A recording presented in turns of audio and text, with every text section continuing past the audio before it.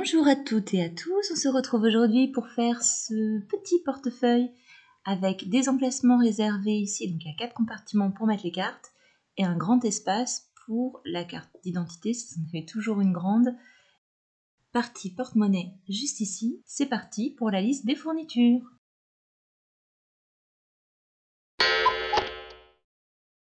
Nous aurons besoin de tissu velours assez épais, de coton avec son thermocollant. Donc là ici c'est pour l'extérieur. Pour les parties cartes et porte-monnaie, nous aurons besoin de coton avec différentes dimensions. On ajoute un morceau de velours et un de coton pour faire le petit rabat. De quoi faire les propretés de fermeture, un zip d'au moins 10 cm, du passepoil, un jeu de pression résine ou métallique et une petite étiquette. On commence par entoiler la partie extérieure en coton du portefeuille. Donc on repasse pour le fixer. Ensuite, on s'occupe du passepoil. Donc on prend le morceau de 32 cm, on le coupe en deux et on le place bord à bord sur le coton extérieur. On coud sur la couture qui longe le cordon. On se munit de notre coupon velours de 15 par 16 cm, donc le 16 cm c'est juste ici, et on va assembler le coton et le velours. On place les tissus endroit contre endroit et on coud sur la couture que l'on vient de faire. Voilà ce que l'on obtient. On prend ensuite notre petite étiquette. Donc là, je place un peu de colle à l'arrière pour éviter qu'elle ne bouge pendant la couture. Alors je la place ici, ça dépend un petit peu de la taille de l'étiquette que vous avez en fait. Là j'ai 3 cm en bas et environ 1 cm sur le côté. On coud à 1 mm du bord. On place désormais la première partie de notre bouton pression, donc à 4 cm en partant du côté droit et à 5 cm du haut. Si vous utilisez impression résine, on peut faire un trou à l'aide d'un découvite. On place ensuite la première partie à l'intérieur et la deuxième sur le dessus. On fixe à l'aide de la pince spéciale. On va maintenant faire le petit rabat. Donc pour cela, on prend le morceau de velours correspondant.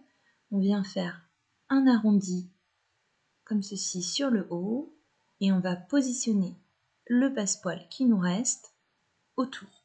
On coud sur la couture qui longe le cordon. On place ensuite les tissus endroit contre endroit et on coud sur la couture que l'on vient de faire. On retire le surplus de tissu, puis on retourne.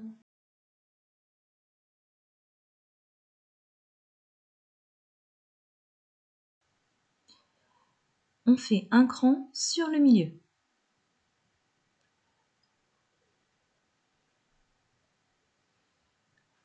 Sur le velours ici à l'extérieur, on fait un repère à 5 cm du haut. On crante au niveau de ce repère. On superpose les velours endroit contre endroit en faisant correspondre les crans et on coud à 3 mm du bord.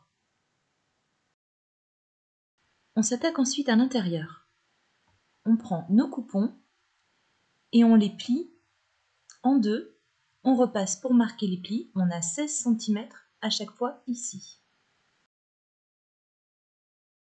On met de côté un des deux carrés de 16 cm de côté et on superpose les tissus comme ceci. On vient chercher le milieu, donc à 8 cm sur le haut et le bas, et on rejoint les tracés. On se sert d'un stylo friction pour pouvoir retirer les marques par la suite. On coud sur le tracé. On retire le stylo au fer à repasser. On prend le coupon de velours qui va se situer à l'intérieur et on place par-dessus ce qui sera l'emplacement des cartes.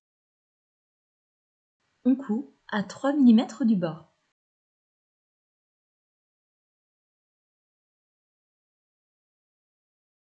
On plie en deux les propretés de fermeture et on repasse pour marquer le pli.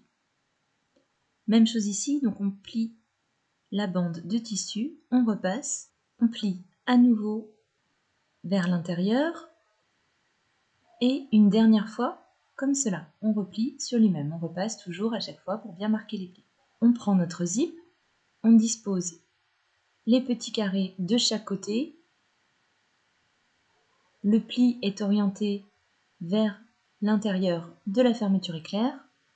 On se débrouille pour que le tout fasse 16 cm. On coud à 2 mm du bord. On prend ensuite le deuxième coupon plié qui nous reste et on vient l'appliquer comme ceci sur la fermeture éclair. On coud à 2 mm du pli. On dispose la partie porte-monnaie bord à bord ici à gauche du velours et on coud à 3 mm du bord.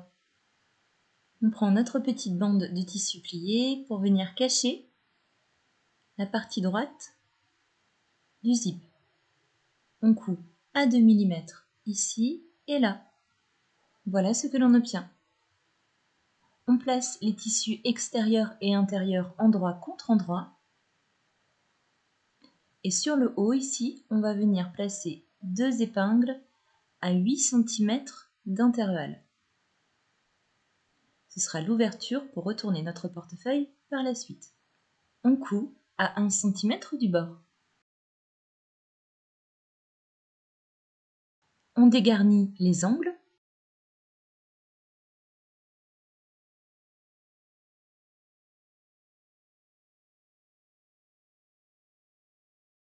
Puis on retourne.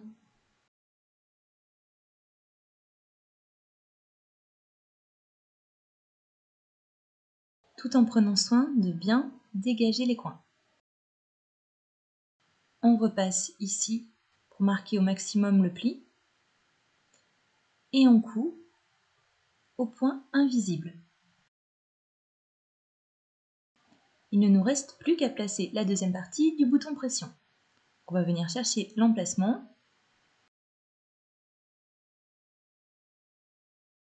On fait un pré-trou à l'aide du découvite. La partie lisse sur le dessus et l'embout mâle de l'autre côté. On fixe à l'aide de la pince.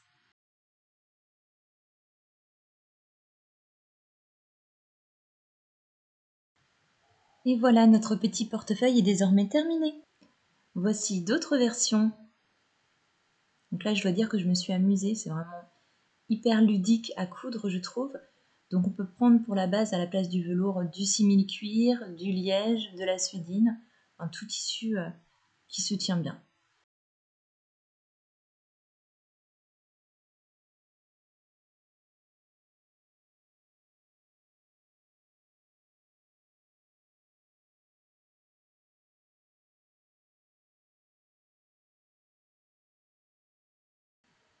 Bonne journée, à bientôt.